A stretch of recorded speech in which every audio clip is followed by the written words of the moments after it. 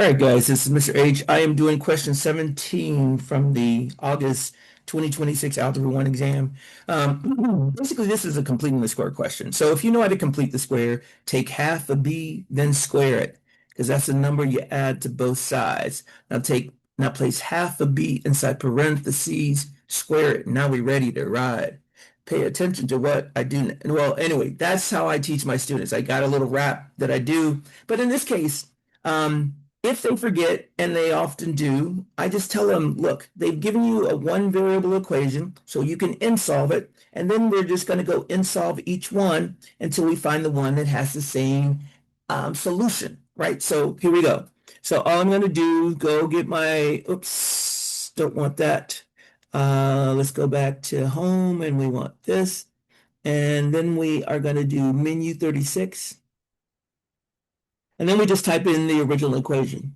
X squared plus 4x minus 11 equals 0. And then you got to put comma, and then the variable is x. Press enter. Tells you that, okay, this is an irrational number. It doesn't matter. It's 1.8729833461. Now we're looking for the one that when we do and solve it, it should give us this exact solution. All right. So I'm going to do one, and then I'm going to go to the answer just to keep this short.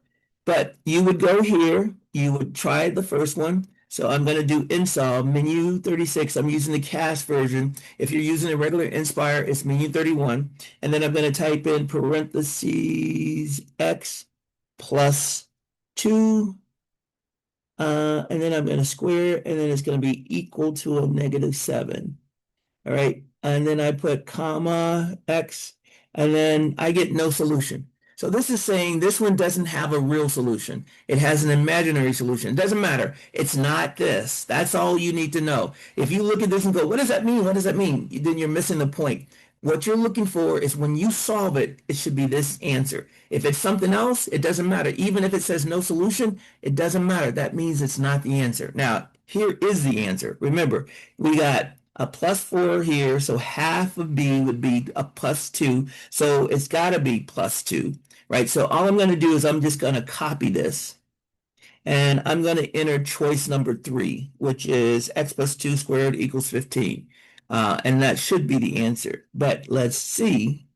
Let's double check. That's the whole point of what I'm doing. You should be checking as much as possible everything that you do. I press enter. Boom. These match.